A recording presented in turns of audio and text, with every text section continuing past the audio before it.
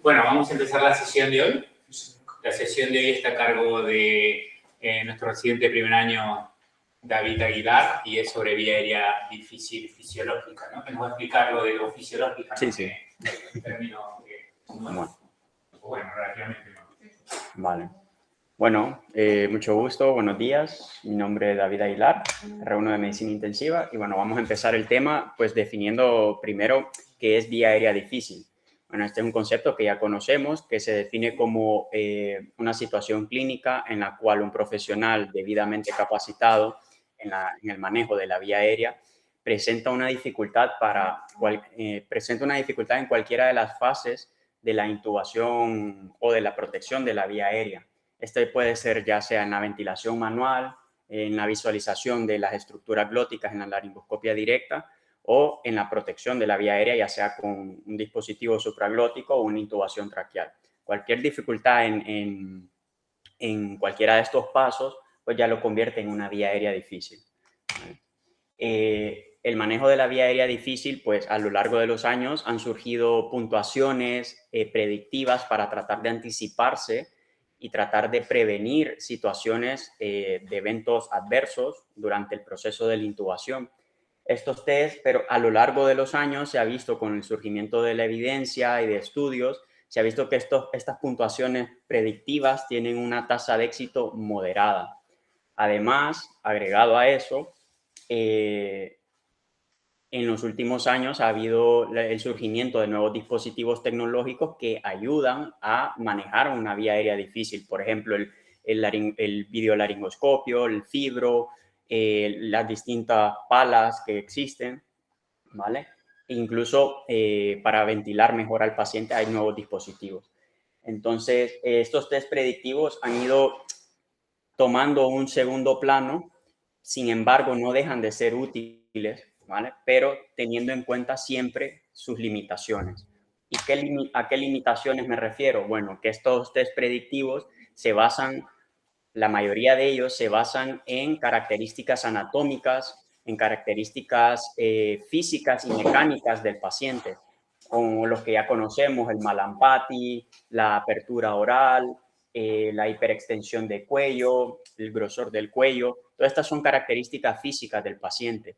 Y estos test predictivos dejan de lado, o bueno, estas escalas dejan de lado contextos clínicos o factores inherentes del paciente en el momento en el que se va a intubar.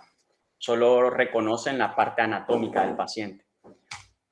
Y bueno, ya para entrar en el tema de la vía aérea fisiológicamente difícil, pues es un concepto relativamente nuevo, fue descrito por primera vez en el 2015 por Jared Mosier, un urgenciólogo americano, y bueno, que lo que él establece o lo que él describió como vía aérea difícil, fisiológicamente difícil, es cualquier alteración que presente el paciente, cualquier alteración fisiológica o cualquier contexto clínico que exponen al paciente a un paro cardíaco durante el proceso de la intubación, ¿vale?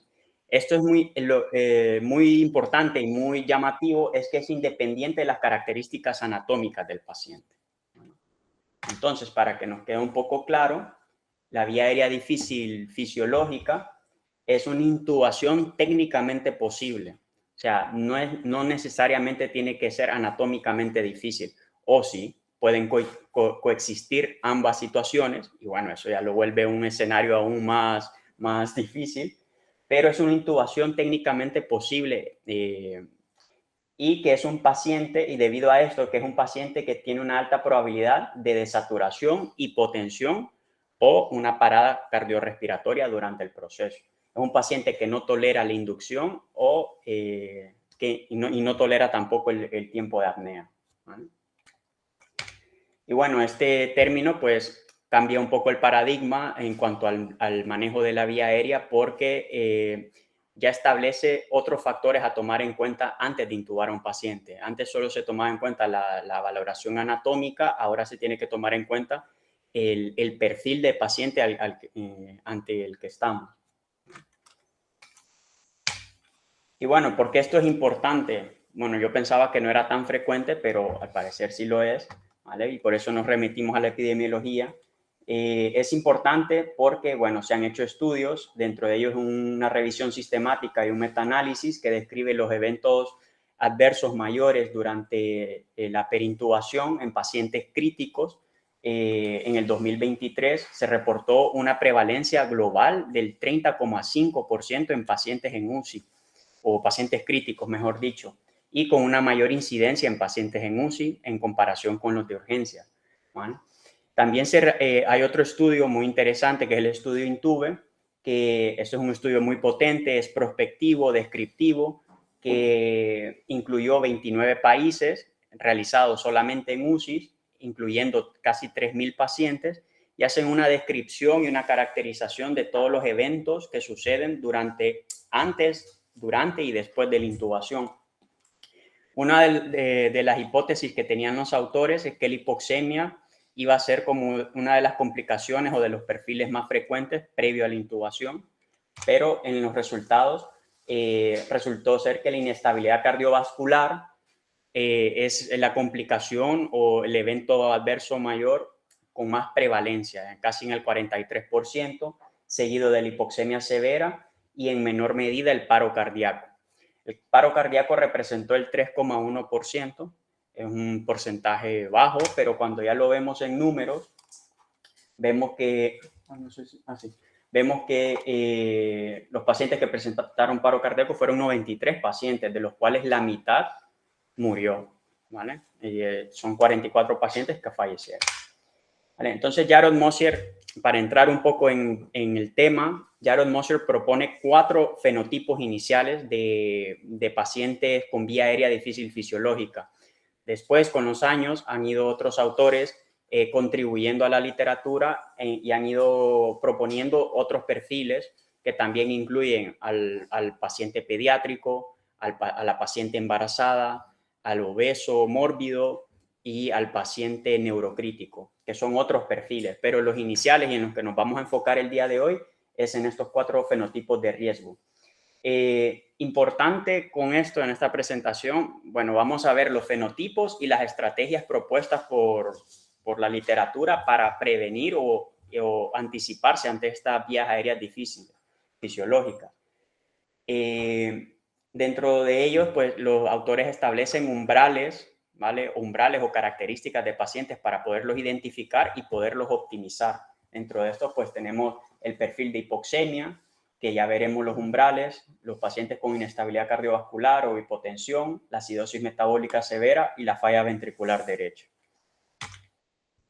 Empezamos con la más frecuente por los estudios y con la más importante. ¿Por qué? Porque la inestabilidad hemodinámica es considerado el mayor predictor de paro perintubación, ¿vale? ¿Cómo debemos de identificar a estos pacientes? Bueno, los umbrales de riesgo, pacientes que presenten una tensión arterial sistólica menor de 90 milímetros de mercurio, la necesidad de vasopresores, de uno o más vasopresores para mantener tensiones arteriales medias normales, o que presente un índice de choque mayor a 0,8. El índice de choque es un cociente que se saca muy fácilmente con la frecuencia cardíaca sobre la tensión arterial sistólica, ¿vale? Y este es fácil de sacar porque el paciente, si está monitorizado, lo tenemos enfrente, pues podemos hacer rápido el cálculo. Y este es un factor de riesgo independiente para colapso cardiovascular previo a la intubación, ¿vale? ¿Y qué estrategias de optimización hemodinámica nos recomiendan? Bueno, primero de ellos, pues tratar de optimizar al paciente, identificar por qué está inestable, si es por una falta de fluidos o si es por una vasoplegia, ¿vale? Entonces los autores recomiendan realizar cargas de fluidos de 500 ml, pero esto pues con pinzas porque sabemos que dentro de esto, en esto es un mundo de que hay pacientes respondedores a líquidos y pacientes que no, y dependiendo del contexto del paciente. Y paciente que no es respondedor a líquidos, pues lo ideal es el inicio temprano de vasopresores con noradrenalina, ¿vale? Para mantener tensiones arteriales medias dentro del rango normal. Claro, esto estamos pensando que vamos a intubar a este paciente. Este paciente, aparte de la inestabilidad hemodinámica, está presentando una indicación para intubación, ¿vale? Entonces tenemos que optimizar a este paciente antes de correr a intubarlo, ¿vale? El inicio de vasopresores tempranos, la noradrenalina es uno de los, es el de elección, y se recomienda también que pueden ser utilizados bolus de adrenalina o bolus de fenilefrina, efedrina, ¿vale? En casos concretos. El índice de choque, bueno, tratar de disminuir este índice lo más que se pueda antes de la intubación. Y también en este tipo de pacientes la farmacología es muy importante. Tenemos que tratar de utilizar inductores que sean hemodinámicamente amigables o hemodinámicamente más estables que lo que suele ser el propofol. Sabemos que el propofol tiende a tener un efecto simpático-lítico en el paciente, por lo tanto tiende al colapso cardiovascular. Tenemos que tratar de utilizar etomidato o ketamina, y el propofol no utilizarlo o utilizarlo en la menor dosis posible. La literatura menciona de que se puede utilizar un 10 o un 20% de la dosis de propofol, pero en combinación con el porcentaje restante de etomidato o ketamina. El bloqueo neuromuscular es muy importante en estos pacientes, ir con dosis plenas, ya sea con rocuronio o succinilcolina, porque el paciente que está completamente relajado nos aumenta la tasa de éxito de intubación en el primer intento, y eso es lo que queremos en este paciente. El rocuronio, bueno, la ventaja es que es un bloqueador neuromuscular no despolarizante, por lo tanto no causa las fasciculaciones que la succinilcolina normalmente causa, y esto puede ser algo beneficioso en el paciente que tenemos la sospecha de estómago lleno y que nos pueda vomitar y que tenga riesgo de broncoaspiración, ¿vale? Pero el rocuronio tiene un inicio de acción un poco, incluso a dosis altas, un poco más lento que la succinilcolina. Llega a tardar un minuto y segundos, y la succinilcolina, pues sabemos que 15 segundos, 20 segundos y el paciente ya está relajado. El siguiente fenotipo es la hipoxemia severa, es el segundo perfil más frecuente en los pacientes críticos, y los umbrales de riesgo que tenemos que tratar de identificar son aquellos pacientes que tienen una PAFI menor de 200 o que existe una incapacidad para mantener una saturación de arriba de 90% con oxígeno suplementario. Sabemos que los pacientes en estado crítico, el tiempo de apnea seguro es bastante limitado y es bastante corto en comparación con un paciente sano. El paciente sano se ha descrito que tiene una tolerancia a la apnea de 8 hasta 10 minutos sin presentar efectos adversos, pero el paciente en estado crítico obeso, este tiempo de apnea seguro se reduce a minutos o incluso a segundos según su condición. Entonces, ¿qué estrategia nos proponen para optimizar a este paciente? Bueno, tenemos que identificar si es una hipoxemia severa. Lo que se recomienda es una ventilación mecánica no invasiva con reclutamiento alveolar con PIP. Esto debe de ser también individualizado, porque si tenemos un paciente con riesgo de broncoaspiración, con estómago lleno, pues lo ideal es no utilizar PIP, ¿vale? Y el objetivo, y los pacientes con hipoxemia leve se les puede ayudar con una cánula nasal de alto flujo y una oxigenación apneica continua, ¿vale? Que esto lo veremos más adelante, y el objetivo es alcanzar el 100% de la saturación, aunque sabemos que en la práctica clínica no siempre será así. Y en caso, bueno, dirán, bueno, pero estoy en planta, estoy en urgencias, no tengo CPAP, no tengo cánulas nasales de alto flujo, ¿qué hago? Lo que también recomiendan, pues si no tenemos estos dispositivos disponibles o a nuestro alcance, es la utilización de cánulas convencionales con flujos altos de oxígeno de 15 litros por minuto antes y durante la laringoscopia. Lo que buscamos con esto es incrementar la concentración de oxígeno en todos los espacios muertos o el trayecto de la vía aérea, porque sabemos que el paciente, aunque esté en un periodo de apnea inducida por los fármacos, siempre hay un intercambio gaseoso a nivel alveolar, y lo que buscamos es tratar de ganar tiempo de apnea, y este tiempo que sea seguro para beneficio del paciente, para beneficio nuestro también. Luego, pues, tenemos el siguiente perfil, la acidosis metabólica severa. Sabemos que la acidosis metabólica es una disminución del pH por una concentración de hidrogeniones, que esta puede ser causada por múltiples. Esto no es un diagnóstico, es una consecuencia de múltiples patologías. Puede ser en un paciente séptico, en una cetoacidosis, en un paciente con insuficiencia renal aguda, ¿vale? En una intoxicación. Entonces, el paciente tiene diferentes causas por las cuales puede presentar una acidosis metabólica severa. Es importante que en este paciente recordar el mecanismo fisiológico compensatorio. El paciente compensa una acidosis metabólica, compensa a nivel respiratorio. ¿Cómo lo hace? Incrementando la frecuencia respiratoria, o sea, hiperventilando. Si nosotros, de esa manera, el paciente, al hiperventilar, elimina CO2 y de esta manera disminuye la concentración de hidrogeniones a nivel plasmático. Si nosotros inducimos a este paciente para intubarlo y lo inducimos en un periodo de apnea, estamos quitando ese mecanismo compensador del paciente. Y esos segundos, minutos que el paciente va a estar en apnea, ese pH va a empeorar, va a disminuir, la acidosis se va a incrementar y puede llevarnos a consecuencias como, por ejemplo, alteraciones hidroelectrolíticas e incluso arritmias cardíacas y el paro cardíaco, que es lo que no queremos. Lo segundo es que el paciente tiene, para mantener un pH, tiene una compensación necesaria. Por ejemplo, un paciente puede respirar llevar una frecuencia respiratoria de 40 respiraciones por minuto, y nosotros, si lo logramos intubar, lo adaptamos al ventilador, podemos programar una programación de ventilación estándar, lo que nosotros creemos que el paciente necesita en ese momento, pero en realidad lo que nosotros podemos estar haciendo de manera no malintencionada es fijando un techo ventilatorio a este paciente. Puede hacer que nos vayamos a quedar cortos en el soporte ventilatorio que necesita el paciente.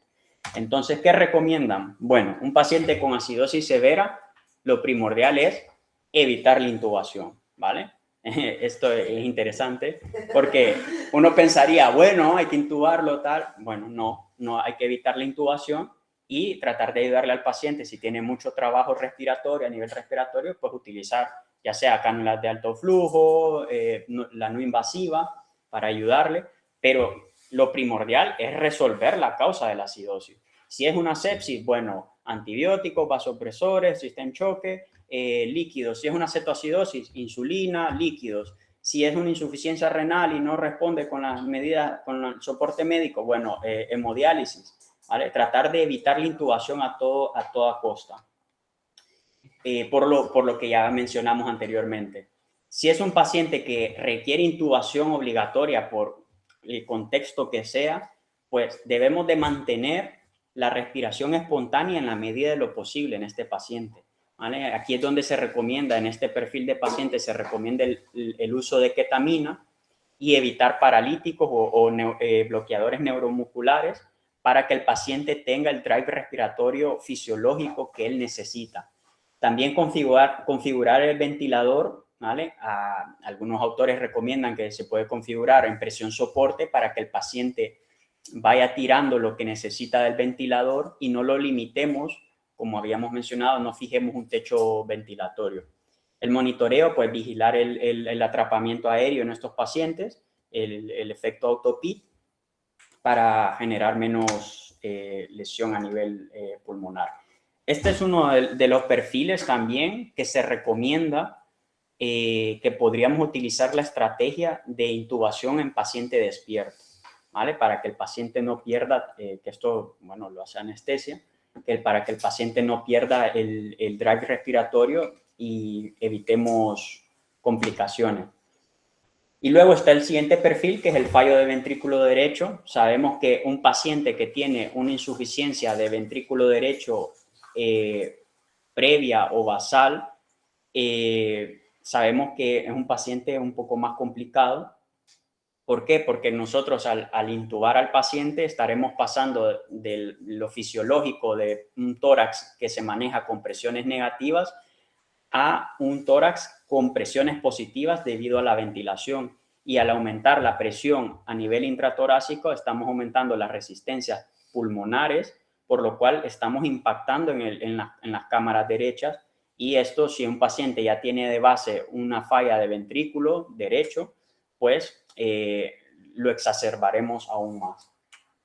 Y esto pues nos puede llevar a un colapso cardiovascular inmediato. ¿Y qué recomiendan? Bueno, la optimización con vasodilatadores inhalados. Esto está descrito y está ahí en la literatura. En la práctica clínica, pues lo comento porque está ahí, pero en la práctica clínica yo no sé qué tan útil sea o qué tan disponible esté, pero se supone que es para reducir las resistencias vasculares pulmonares sin la hipotensión sistémica, ¿vale? Lo que sí está demostrado y lo que sí se hace normalmente es el soporte hemodinámico con noradrenalina para mantener la perfusión coronaria del ventrículo derecho, y es tratar, bueno, de mantener una presión arterial media por encima de la presión arterial pulmonar, que eso, bueno, ya con dispositivos de monitorización se puede hacer. ¿Vale? Y la estrategia ventilatoria que recomiendan, la estrategia de SIP, o sea, 0 PIP o el PIP más bajo que se pueda utilizar en este tipo de pacientes, y evitar la hipoxia y la hipercapnia lo más que se pueda, porque esto pues sabemos que genera una vasoconstricción a nivel pulmonar y lo que queremos es disminuir la carga del ventrículo derecho o no sobrecargarlo tanto. Y bueno, ¿cómo haremos una vez que identificamos el perfil del paciente, que puede ser uno o pueden ser varios, todos combinados, que es lo que suele pasar? ¿Cómo vamos a intubar al paciente? Bueno, la selección del dispositivo es de mucha importancia, ¿vale? Se recomienda en este tipo de pacientes la utilización del videolaringoscopio, del CEMAC, como primer paso. Aquí los autores son muy enfáticos de no realizar, bueno, voy a hacer una laringoscopia directa, voy a ver y echo un vistazo, pero si no, pues tengo el CEMAC. No, ellos recomiendan entrar directamente con el videolaringoscopio porque mejora la visión glótica y aumenta la tasa de éxitos. También la utilización de buggies, estiletes o guías que nos ayuden a dirigir el tubo, ¿vale? Porque sabemos que, bueno, en una situación crítica de mucha tensión, de mucho estrés, pues dirigir el tubo, pues se nos puede ir el esófago, no lo podemos dirigir, ¿vale? Y de esta manera aumentamos la tasa de éxito. Sabemos que está descrito que el riesgo de complicaciones aumenta exponencialmente con cada intento fallido. Incluso en el estudio Intube mencionan de que cada intento fallido aumenta la mortalidad, incluso después, se ha asociado que después de la intubación, días después, aumenta la mortalidad cada intento fallido. Y bueno, un poco de repaso de las estrategias que tenemos que realizar previo a la intubación. Si vemos aquí, la intubación es lo último que tenemos que realizar. Previamente tenemos que realizar una preoxigenación, ¿vale? Hay algo que se llama también, que lo han descrito en las nuevas guías, en la guía DAS y en la CEDAR, es la perioxigenación. La perioxigenación es un término que habla de mantener la oxigenación del paciente lo más que se pueda durante todo el trayecto de la secuencia de intubación, ¿vale? Entonces, si vemos aquí, no sé si se ve. Sí. La oxigenación está presente durante la preoxigenación, la inducción, la laringoscopia hasta la intubación, ¿vale? La ventilación, se refiere a la que utilizamos con la mascarilla facial, ¿vale? Y aquí en oxigenación podemos utilizar ya sea lo que habíamos mencionado, las cánulas nasales convencionales o las de alto flujo si las tenemos disponibles. Esto para evitar las probables complicaciones que podamos presentar, ¿vale? La posición del paciente también es muy importante y eso. Entonces, todo esto lo tenemos que hacer previo a la intubación para evitar estas complicaciones en un paciente que ya está presentando este fenotipo, para evitar la parada cardiorrespiratoria. Y bueno, un poco de repaso, los perfiles que tenemos en cada paciente y las estrategias que podemos realizar. Pero bueno, no me voy a detener mucho ahí. Y bueno, lo siguiente es un caso clínico que, bueno, fue publicado, ¿vale? Y para que nos ayude a más o menos pensar y ver con las estrategias que ya tenemos, que hemos visto, cómo procederíamos, ¿vale? Bueno, es un paciente varón de 58 años que llega a urgencias con una toxicidad por metformina, con una presión arterial, lo trae, digamos, el SEM, con una tensión arterial de 80-50, con perfusión de noradrenalina, vasopresina, lo trae con bicarbonato, con una frecuencia cardíaca de 110 latidos por minuto, una respiratoria de 30, un pH arterial de 6,8 y un lactato de 24, bastante elevado. ¿Qué hacemos? ¿Lo intubamos? ¿No lo intubamos? Lo tiene todo este, ¿eh? ¿No pone la oxigenación? No pone la saturación. Pues no se intuba si no está hipóxico. Vale. Pues bueno, los autores, ellos proponen esta mnemotecnia, que es la mnemotecnia CRASH, para tratar de recordar los distintos perfiles, ¿vale? El consumo, este consumo es por pacientes que están hiperdinámicos o que tienen un requerimiento de oxígeno metabólico, por ejemplo, aquí incluyen los pacientes con sepsis. Y luego los otros son los que ya hemos visto, ¿vale? Entonces los autores, pues en este caso clínico anterior, reconocen de que tenemos dos perfiles, un paciente con acidosis metabólica, por un pH disminuido y un lactato elevado, y un bicarbonato disminuido también, y una hipotensión o inestabilidad hemodinámica por un paciente en choque con dos vasopresores al mismo tiempo. Y bueno, ¿qué estrategias utilizaron ellos? Bueno, en el primer paso ellos realizan una ecografía a pie de cama para descartar que no haya una disfunción sistólica del paciente y descartar disfunción del ventrículo derecho. Y ven que el ventrículo izquierdo está hiperdinámico a pesar de la optimización del volumen, ¿vale? Hacen una resucitación hemodinámica con fluidos, hay respuesta y bueno, el paciente ya estaba con una perfusión de noradrenalina y tienen, en caso de colapso, tienen preparado bolus de epinefrina diluida, ¿vale? Les encanta. Anestesistas. Esto Eso lo dejo. Venga, dale. Y luego la preoxigenación agresiva, que lo realizan con cánula nasal convencional y máscara con válvula y bolsa, ¿vale? Con flujos altos de oxígeno, ¿vale? ¿Y qué estrategia de intubación realizan? Bueno, deciden que con la secuencia de intubación rápida estándar corren peligro, ¿vale? Por lo que ya habíamos mencionado, es un paciente con una acidosis metabólica bastante importante. Sabemos que si le inducimos un periodo de apnea y le realizamos un bloqueo neuromuscular, pues empeoraremos la acidosis. Entonces, ellos prefieren un enfoque y realizan una inducción exclusiva con ketamina, ¿vale? El paciente se disocia neurológicamente, pero mantiene la respiración espontánea. Y pueden realizar una laringoscopia e intubación exitosa con mínimos cambios hemodinámicos y sin empeoramiento del estado metabólico del paciente.